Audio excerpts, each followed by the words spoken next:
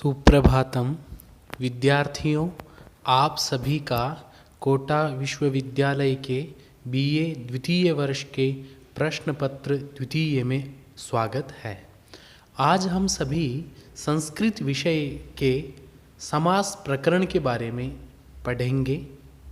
सबसे पहले मैं आपको बता दूं कि समास प्रकरण से आपके परीक्षा में कुछ सूत्र आएंगे जो आपके सिलेबस में दिए हुए हैं।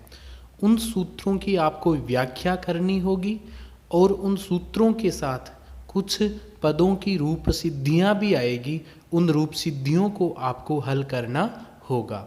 तो देखिएगा, समास प्रकरण पढ़ने से पहले समास किसको कहते हैं, कितने इसके भेद होते हैं, उसके बारे में हम थोड़ी चर्चा कर लेते हैं। सबसे पहले लिखा हुआ है कि तत्र समसनम समास है। समास की परिभाषा यह है, जिसका अर्थ क्या होता है, तत्र अर्थात वहाँ, समसनम समास है। समसनम शब्द का अर्थ क्या होता है, अनेक पदों का एकीभूत होना ही समास है। अर्थात जब अनेक एक से अधिक पद होते हैं तो वो एकीभूत हो जाते हैं, उनको कहा जाता है समास। उसके बाद में ये जो भिन्न भिन्न अर्थ वाले अनेक पदों के समूह का एकार्थ वाचक हो जाना समास कहलाता है। ये समास 5 प्रकार के होते हैं, ठीक है, जिसमें सबसे पहला जो समास है वो है केवल समास, जिसका अर्थ होता है सच विशेष संज्ञा विनिर्मुक्तः केवल समासः प्रथमः, जिसका अर्थ होता है कि वह समास जो अव्ययी भाव आदि विशेष संज्ञा से रहित है उसको कहते हैं केवल समास। वैसे केवल का अर्थ क्या होता है? केवल का अर्थ अतिरिक्त अर्थात एकमात्र। तो कहने का अभिप्राय क्या हो गया कि अव्ययी भाव आदि जो भी समास है उनके अलावा जहाँ पे अव्ययी भाव में जो विशेष संज्ञाएं होती है उन सभी संज्ञाओं से अकेला जो है उसको कहा जाता है केवल समास, ठीक है। तो पहला समास केवल समास हो गया, जिसकी परिभाषा मैंने आपको बताई। जो विशेष संज्ञाओं से मुक्त है उसको कहेंगे केवल समास। दूसरा समास है, उसका नाम है अव्ययी भाव समास। अव्ययी भाव समास का अर्थ होता है जिसका पूर्व पद का अर्थ प्रधान होता है। जैसे आपको उदाहरण बताता हूँ, यथाशक्ति, यहाँ पे प्रायः उत्तर पद का अर्थ जिसमें प्रधान होता है वो तत्पुरुष होता है, ठीक है। तो अब यथाशक्ति में यथा पद है वो महत्वपूर्ण है। जब अव्ययी भाव समास आएगा तो मैं और स्पष्ट कर दूंगा कि इसमें किस प्रकार से प्रथम पद प्रधान होता है, ठीक है। तो अव्ययी भाव समास का अर्थ हो गया जिसमें प्रायः पूर्व पद के पद का अर्थ प्रधान हो, उसको अव्ययी भाव कहते हैं, ठीक है। उसके बाद में बात है तत्पुरुष समास की। तत्पुरुष समास में प्रायः उत्तर पद का अर्थ प्रधान होता है, उसको कहते हैं तत्पुरुष समास, ठीक है। तत्पुरुष का भेद होता है कर्मधारय और कर्मधारय का भेद होता है द्विगु, ठीक है। उसके बाद में चतुर्थ समास आता है बहुव्रीहि समास, जिसका अर्थ होता है प्रायः अन्य पद का अर्थ जिसमें प्रधान होता है उसको कहा जाता है बहुव्रीहि समास, ठीक है। उसके बाद में पंचम समास है वो है द्वंद्व समास, जिसमें प्रायः दोनों पद, पूर्व पद एवं उत्तर पद, दोनों पद उसमें प्रधान होते हैं, उसको कहा जाता है द्वंद्व समास। इस प्रकार से समास की परिभाषा तत्र समसनम समास है। 5 प्रकार के समास होते हैं जिनकी मैंने आपको प्रत्येक की परिभाषा बताई, ठीक है। सबसे पहला केवल समास, दूसरा अव्ययी भाव समास, तीसरा तत्पुरुष समास, तत्पुरुष का भेद कर्मधारय, कर्मधारय का भेद द्विगु, और चौथा समास बहुव्रीहि, पंचम समास द्वंद्व समास। यह तो आपके समास का मैंने सामान्य परिचय बताया। अब देखिएगा आपके पाठ्यक्रम में जो सबसे पहला सूत्र है उसका नाम है सह सुपा। सह सुपा सूत्र है जिसकी वृत्ति होती है सुप सुपा सहवा समस्यते, जिसका अर्थ होता है सुबंत का समर्थ सुबंत के साथ समास होता है विकल्प से। इसका अर्थ क्या हो गया कि जैसे सुबंत का मतलब क्या होता है, जिसके अंत में सु औजस अम औटशस, जो राम है रामो रामाह के पीछे लगते हैं ना, उनको सुबंत कहा जाता है। तो सुबंत जहाँ पे लग चुके हैं तो सुबंत का समर्थ सुबंत के साथ समास होगा, वो भी विकल्प से होगा। समझ में आ गया? तो कुल मिला के बात है, यह सूत्र हमें एक सामान्य नियम के बारे में बताता है। अब देखिएगा, समास जब हम कर देते हैं रूप सिद्धि में, जो आपके परीक्षा में आती है, तो समास करने के बाद में आप याद रखिएगा समासत्वात् प्रातिपदिकत्वेन सुपोलुक। इसका अभिप्राय यह होता है कि जब हम किसी विधायक सूत्र से समास करेंगे उसके बाद में कृत तद्धित समासाश्च सूत्र से प्रातिपदिक संज्ञा करेंगे। क्यों? क्योंकि कृतद्धित समासाश्च में समास है, तो समास के बाद में प्रातिपदिक संज्ञा होगी। फिर एक सूत्र है सुपो धातो प्रातिपदिकयोः, उस सूत्र से क्या हो जाएगा? लोप हो जाएगा। ये आपको काम करना है, ठीक है। अब देखो इसमें वृत्ति की परिभाषा बताई है, परार्थाभिधानम वृत्ति ही, अर्थात पर अर्थ का कथन जिससे होता है उसको क्या कहा जाता है? वृत्ति कहा जाता है। वृत्ति 5 प्रकार की होती है। कौन कौन सी? कृत, तद्धित, समास, एकशेष तथा सनाद्यंत धातु रूप, ये 5 प्रकार की वृत्ति होती है। ऐसा आपके छोटा प्रश्न बन सकता है कि का वृत्ति ही, तो आपको क्या लिखना है? परार्थाभिधानम वृत्ति ही। ऐसा भी आ सकता है कति वृत्तय है, तो आपको लिखना है कृत तद्धित, उसके बाद में समास, एकशेष, सनाद्यंत धातु रूप, 5 वृत्तय है, 5 वृत्तियां होती है। उसके बाद में समास में विग्रह होते हैं। अब आप यह कहेंगे कि विग्रह किसको कहते हैं, तो देखो 5 वृत्तियों के अर्थ को बताने वाले को क्या कहा जाता है? विग्रह कहा जाता है। विग्रह की संस्कृत में परिभाषा है वृत्ति अर्थावबोधकम वाक्यम विग्रहम। जो 5 प्रकार की वृत्तियों के अर्थ को बताए उसको कहते हैं विग्रह, ठीक है। विग्रह के प्रकार द्वय होते हैं, पहला लौकिक, दूसरा अलौकिक, ठीक है। अब जैसे लौकिक का आपको बता दूं, जैसे पूर्वम भूतः इति लौकिकः, उसके बाद में जब हम व्याकरण की बात करेंगे तो अलौकिक विग्रह होगा, जैसे पूर्वम भूत प्लस सु इति अलौकिक विग्रह। विग्रह में आप ध्यान रखिएगा, समास में जितने समस्त पद आएंगे उनके 2 प्रकार के विग्रह बनेंगे, ठीक है। जैसे एक वाक्य बताऊं, दशरथ पुत्र है, तो अब इसका विग्रह, इसका अर्थ कैसे होगा? दशरथ का पुत्र, ठीक है। और ये हो जाएगा लौकिक विग्रह, क्योंकि इसको हम लोक में बता सकते हैं। अलौकिक विग्रह में व्याकरण बताएंगे, दशरथ प्लस गस है और पुत्र प्लस सु, तो व्याकरण की बात बताएंगे तो अलौकिक हो जाएगा, और जब सामान्य बात बताएंगे तो लौकिक विग्रह हो जाएगा। तो 2 प्रकार के विग्रह आपके समास के प्रत्येक समास के पद में आएंगे। अब हम सभी एक रूप सिद्धि बनाने का प्रयास करते हैं।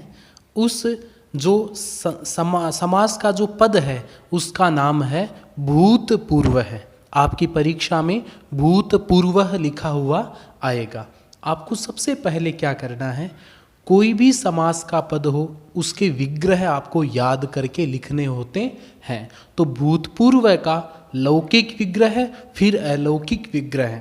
तो लौकिक विग्रह होगा इसका पूर्वम भूतः, ठीक है। पूर्वम भूतः इति लौकिक विग्रह। पूर्व प्लस अम भूत प्लस सु, यह होगा इसका अलौकिक विग्रह, ठीक है। अब इसमें भूतः और पूर्वम दोनों सुबंत है। कैसे? भूत शब्द के तो सु प्रत्यय लगा है और पूर्व में अम प्रत्यय लगा है, तो दोनों में सुबंत है ना, सु औजस अम ओट सस 18 प्रत्ययों में से ही यहाँ पे कोई ना कोई प्रत्यय आ रहा है, इसलिए यहाँ पे क्या होगा कि सह सुपा इति सूत्रेण समासः कृते। उसके बाद में जब समास हो जाता है तो कृत तद्धित समासाश्च सूत्र से प्रातिपदिक संज्ञा होगी। प्रातिपदिक संज्ञा होने के बाद में सुपो धातु प्रातिपदिकयो सूत्र से विभक्ति का लुक हो जाएगा। विभक्तियां क्या क्या है यहाँ पे देखो, आपने अलौकिक विग्रह में पूर्व प्लस अम भूत प्लस सु, तो पूर्व में तो अम है, भूत में सु है। इन दोनों विभक्तियों का अम और सु का लुक अर्थात लोप हो जाएगा। किस सूत्र से? सुपो धातु प्रातिपदिकयो सूत्र से लोप होगा। तो शेष क्या रहेगा? पूर्व प्लस भूत, ऐसा बच जाता है। उसके बाद में एक सूत्र है भूत पूर्वे चरठ।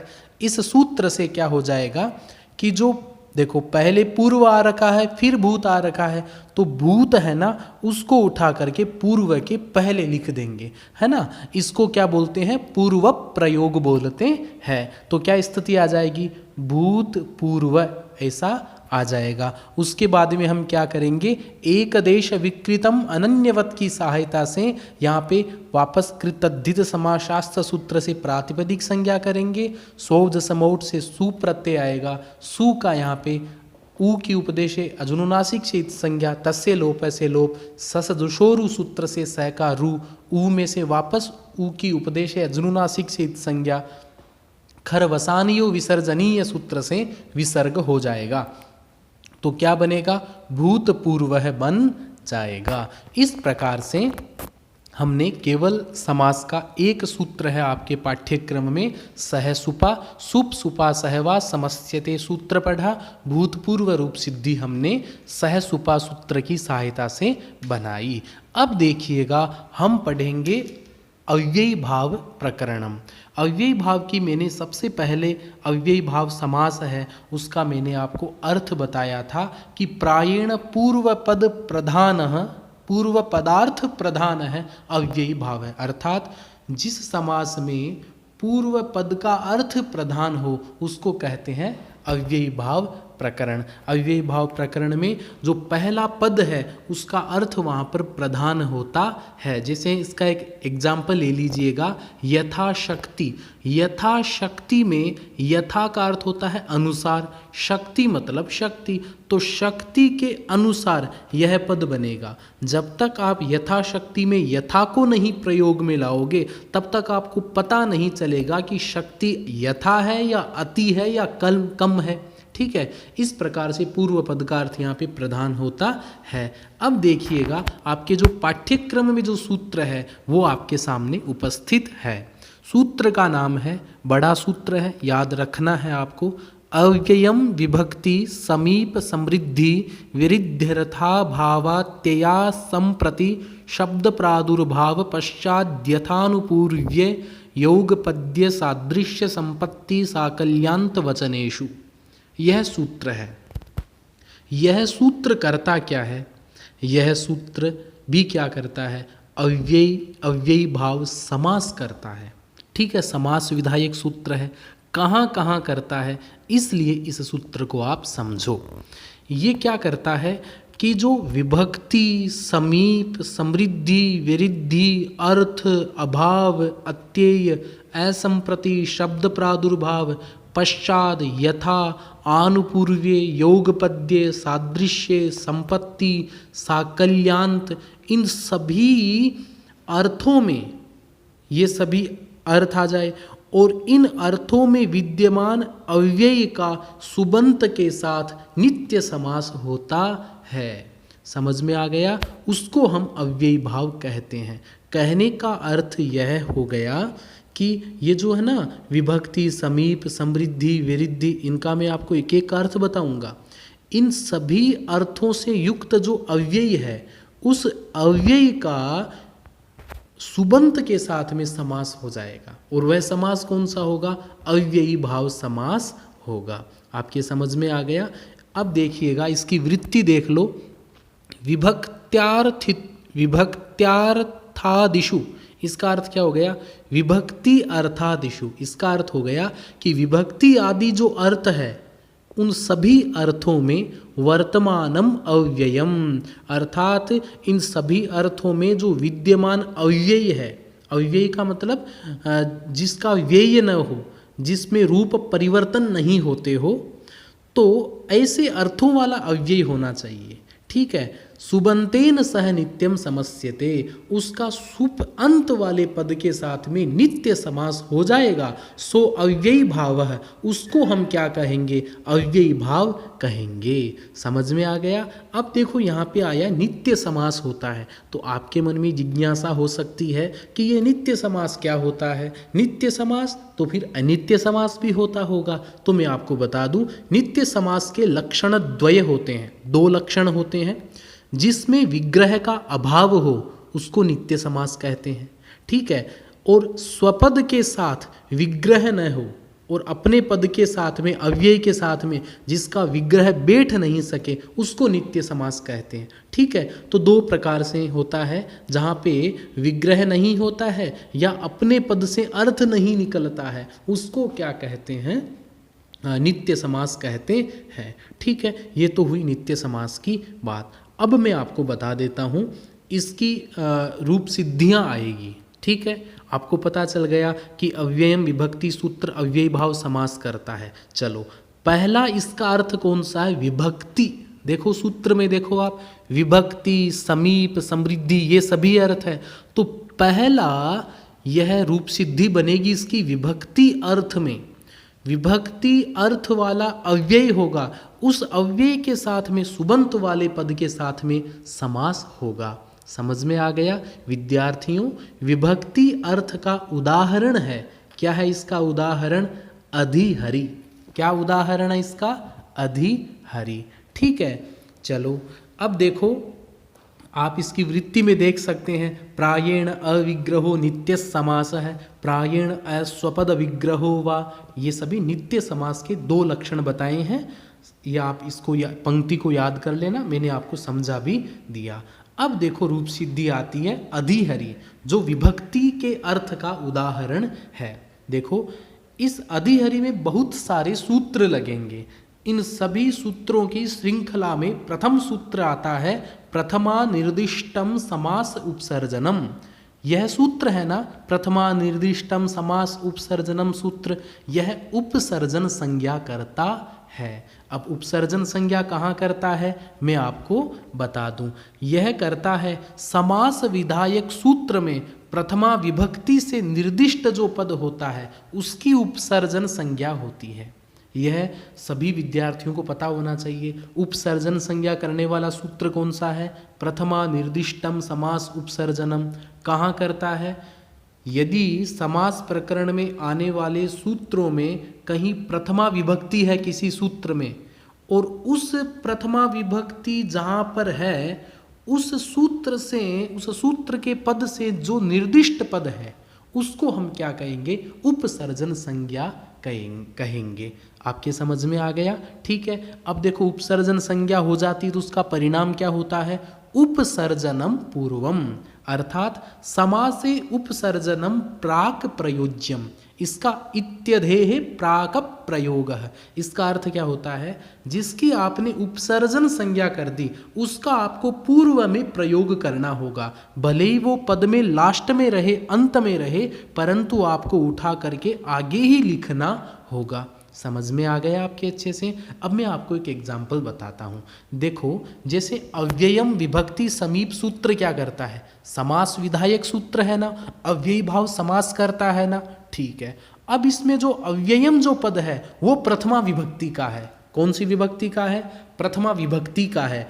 और इस अव्ययम के द्वारा जो जो निर्दिष्ट पद होंगे उन सभी की उपसर्जन संज्ञा होगी, और जिन जिन की उपसर्जन संज्ञा होगी उन सभी का पूर्व प्रयोग उपसर्जनम पूर्वम सूत्र से होगा। इतना आप समझ लो। अब मैं आपको देखो एक रूप सिद्धि बना करके दिखाता हूँ। एक रूप सिद्धि आती है आपकी अधिहरि, जो अव्ययम विभक्ति सूत्र में विभक्ति पद के अर्थ वाली रूप सिद्धि है। चलो मैं बता देता हूँ अधिहरि रूप सिद्धि।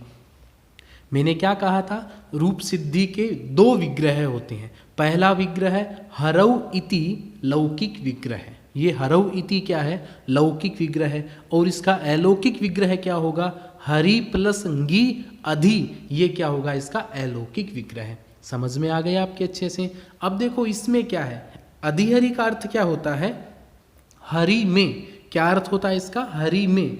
तो यहाँ पे हरि में ये सप्तमी विभक्ति से आ रहा है, इसलिए इसको क्या कहेंगे, विभक्ति का उदाहरण हम सभी कहेंगे। अधिहरि रूप सिद्धि बहुत ही महत्वपूर्ण है, प्रायः आपकी परीक्षा में आती है। क्या होगा, अधिहरि, हरौ इति लौकिक विग्रह, हरि प्लस ंगी, ंगी मतलब सप्तमी एक वचन में सुबंत में ंगी प्रत्यय आता है, इसलिए हम क्या लिखेंगे, हरि प्लस ंगी अधि इति अलौकिक विग्रह। विग्रह के बाद में हम क्या करते हैं, समास करते हैं। अव्ययम विभक्ति समीप समृद्धि, इस सूत्र से इति सूत्रेण अव्ययी भाव समासः कृते। समझ में आ गया। समास होने के बाद में क्या होता है, कृत तद्धित समासाश्च इति सूत्रेण प्रातिपदिक संज्ञा कृते। जब प्रातिपदिक संज्ञा हो जाती है तो सुपो धातु प्रातिपदिकयोः इति सूत्रेण सुप लुक, इसका मतलब क्या हो गया कि हरि प्लस ंगी और अधि, तो यहाँ पे ंगी क्या है, सुप का है ना, उसका क्या हो जाएगा, लुक अर्थात लोप हो जाएगा। तो क्या बनेगा, क्या बन जाएगा, हरि प्लस अधि बन जाएगा। आपके समझ में आ रहा है। उसके बाद में देखो, प्रथमा निर्दिष्टम समास उपसर्जनम सूत्रम से अधि की उपसर्जन संज्ञा होगी। बताओ क्यों होगी, क्योंकि अव्ययम विभक्ति समीप समृद्धि सूत्रम में अव्ययम में प्रथमा विभक्ति है, और अव्ययम के द्वारा निर्दिष्ट पद कौन सा है, अधि है। अधि क्या है, अव्यय है। समझ में आ गया ना। तो अधि अव्यय है, इसलिए अधि की यहाँ पर उपसर्जन संज्ञा हो गई। उसके बाद में उपसर्जनम पूर्वम सूत्र से अधि का क्या हो गया, पूर्व प्रयोग हो गया। तो क्या बन गया, अधि हरि। पहले हरि के बाद अधि था, अधि की उपसर्जन संज्ञा होने के कारण उपसर्जनम पूर्वम से अधि का पूर्व प्रयोग हो गया। तो अधि आगे आ गया ना, तो क्या बन गया, अधि हरि बन गया। उसके बाद में क्या होगा, हम प्रातिपदिक संज्ञा करेंगे, स्वौज समोट सूत्र से सु प्रत्यय लाएंगे। तो क्या बनेगा, अधि हरि प्लस सु। अब देखो एक सूत्र है अव्ययी भावश्च, वो कहता है अव्ययी हो तो वहाँ पे हम अव्ययी संज्ञा कर देंगे। तो यहाँ पे अव्ययी संज्ञा हो गई, और जहाँ पे अव्ययी संज्ञा हो जाती है वहाँ पे अव्ययादाप सुपह सूत्र से विभक्ति का लोप हो जाता है। तो सु का लुक हो गया, तो क्या बना, अधिहरि बना। क्या बना, अधिहरि बना। विद्यार्थियों याद रखना, अधिहरि के बाद में विसर्ग मत लगाना आप, क्योंकि अधिहरि तो अव्यय का पद है, और अव्यय की एक अच्छी परिभाषा है ना, सदृशम त्रिषु लिंगेषु सर्वासु च विभक्तिषु वचनेषु च सर्वेषु यन्नव्येति तदव्ययम्। अर्थात जो विभक्तियों में, वचनों में, लिंगों में एक समान रहे, राम है रामो रामाः, रामम रामम रामम रामौ रामान की तरह, जिसमें परिवर्तन न हो, वचन में परिवर्तन न हो, विभक्ति में परिवर्तन न हो, उसको क्या कहा जाता है, अव्यय कहा जाता है। अब अधिहरि अधिहरि ही रहेगा, चाहे आप पुल्लिंग के लिए प्रयोग करो या स्त्रीलिंग के लिए प्रयोग करो, अधि अव्यय है ना, तो अधि का सभी लिंगों में, सभी वचनों में अधि ही रहेगा। इसलिए आपको क्या करना है, अव्ययादाप सुपह सूत्र से सु का लुक होने के कारण अधिहरि के बाद में विसर्ग नहीं लगाना है। आपके समझ में आ गया। उसके बाद में देखो आगे रूप सिद्धि है, एक और रूप सिद्धि है, वो भी विभक्ति का उदाहरण है। वो कौन सा है, अधिगोपम। कौन सी रूप सिद्धि है, अधिगोपम। अधिगोपम में क्या होता है, एक सूत्र है अव्ययी भावश्च। वह सूत्र क्या करता है कि अव्ययी भाव समास में नपुंसक लिंग हो जाता है। आपके समझ में आ रहा है। दूसरा एक सूत्र और आता है, नाव्ययी भावाद दतो अमत्व पंचम्या। यह सूत्र क्या बोलता है कि यदि अव्ययी भाव में अंत में अ हो तो वहाँ पे सुप का लुक नहीं करना है, और पंचमी विभक्ति को छोड़कर वहाँ पे सभी विभक्तियों को अम आदेश कर देना है। अब मैं आपको देखो रूप सिद्धि से समझाऊंगा तो आपके अच्छे से समझ में आ जाएगा। अधिगोपम रूप सिद्धि है, यह भी विभक्ति का उदाहरण है। अधिगोपम रूप सिद्धि सबसे पहले लौकिक विग्रह है, फिर अलौकिक विग्रह है। लौकिक विग्रह क्या बनेगा, गाहा पातीति गोपा, ठीक है। उसके बाद में अलौकिक विग्रह बनेगा, गोपा प्लस ङी अधि इति अलौकिक विग्रह। समझ में आ गए आपके अच्छे से। उसके बाद में विग्रह के बाद में समास विधायक सूत्र आता है, कौन सा? अव्ययम विभक्ति समीप समृद्धि इति सूत्रेण अव्ययी भाव समासः कृते। क्योंकि अधि है ना, वो अव्यय है, इसलिए यहाँ पे अव्ययम विभक्ति सूत्र से समास हो गया। समास होने के बाद में कृत तद्धित समासाश्य सूत्र से प्रातिपदिक संज्ञा, सुपो धातु प्रातिपदिकयो सूत्र से सुप का लुक हो गया। सुप कहाँ पर है? गोपा प्लस ङी और अधि, ये जो ङी है इस ङी का यहाँ पे क्या हो गया? सुपो धातु प्रातिपदिकयो सूत्र से लुक हो गया। तो क्या बना? स्थिति क्या आ गई? गोपा प्लस अधि ऐसा बन गया। ठीक है। अब बताओ यहाँ पे प्रथमा निर्दिष्टम समास उपसर्जनम सूत्र से उपसर्जन संज्ञा किसकी होगी? यहाँ पे प्रथमा विभक्ति के द्वारा अव्ययम विभक्ति सूत्र में अव्यय में प्रथमा विभक्ति है और उसके द्वारा निर्दिष्ट पद अधि है, इसलिए यहाँ पे अधि की उपसर्जन संज्ञा हो गई और उपसर्जनम पूर्वम सूत्र से अधि का पूर्व प्रयोग हो गया। तो क्या बना? अधिगोपा बन गया। समझ में आ गया आपके अच्छे से।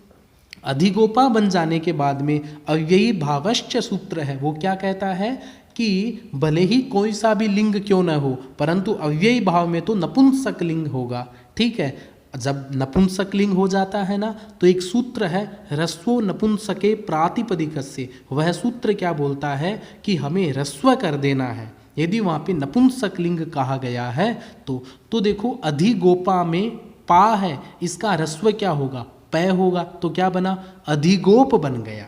प्रातिपदिक संज्ञा करेंगे, सुप्रत्यय लाएंगे, उसके बाद में ये अव्यय है ना, इसलिए अव्यय आदाप सुपह सूत्र से यहाँ पे क्या कर देंगे? सु का लुक कर देंगे। परंतु नाव्ययी भावात अतो अमत्व पंचम्या क्या बोलता है? यदि अव्ययी भाव में यदि अ अंत में है किसी पद के पीछे, तो वहाँ पे सु का अम करना है। तो क्या बनेगा? अधिगोप प्लस अम बनेगा। अमी पूर्व सूत्र से वहाँ पे पूर्व रूप हो जाएगा। तो क्या बन जाएगा? अधिगोपम बन जाएगा। विद्यार्थियों, यह तो हमने पढ़ा अव्ययम विभक्ति समीप समृद्धि जो सूत्र है उससे उसका जो पहला पद है कौन सा? विभक्ति, जिसपे हमने दो रूप सिद्धियां बनाई, पहली अधिहरि, दूसरी अधिगोपम। इस प्रकार से आज हम सभी ने क्या क्या पढ़ा, मैं पुनः आपको एक बार रिवाइज करवा देता हूँ। हमने तत्र समसनम समास है, समास की परिभाषा पढ़ी। उसके बाद में समास है पंचधा, समास के प्रकार 5 होते हैं, उनके बारे में मैंने आपको बताया। कौन कौन से थे 5? तत्र विशेष संज्ञा विनिर्मुक्त है केवल समास है, तत्र पूर्व पदार्थ प्रधान है अव्ययी भाव है समास है, तत्र उत्तर पदार्थ प्रधान है तत्पुरुष समास है।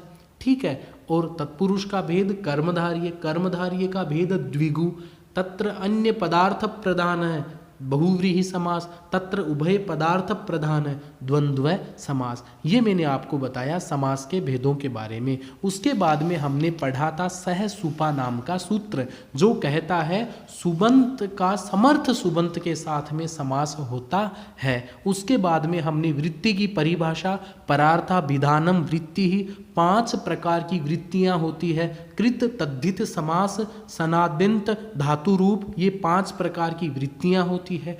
वृत्त्यर्थावबोधकम वाक्यम विग्रह, वृत्ति के अर्थ को बताने वाला विग्रह कहलाता है, वह लौकिक होता है और अलौकिक होता है। उसके बाद में हमने भूतपूर्व रूप सिद्धि बनाई। उसके बाद में हमने अव्ययम विभक्ति वाला सूत्र पढ़ करके अव्ययी भाव प्रकरण का प्रारंभ किया, जिसके पहले विभक्ति अर्थ में हमने अधिहरि रूप सिद्धि बनाई, उसके बाद में हमने अधिगोपम रूप सिद्धि बनाई। इसके साथ हमने उपसर्जन संज्ञा, उपसर्जन का पूर्व प्रयोग, इनके बारे में हमने जाना। आगे की कक्षा में हम समास अव्ययम विभक्ति जो सूत्र है उसके विभक्ति तो हो गई, समीप, समृद्धि, विरुद्धि, इन सभी अर्थों के बारे में और रूप सिद्धियां बनाएंगे, समझेंगे। आप सभी भी पढ़िएगा किताब से और आप मुझे प्रश्न पूछिएगा और पढ़ कर के आओ तो आपको और अच्छे से समझ में आएगा। आज के लिए इतना ही। आप सभी को बहुत बहुत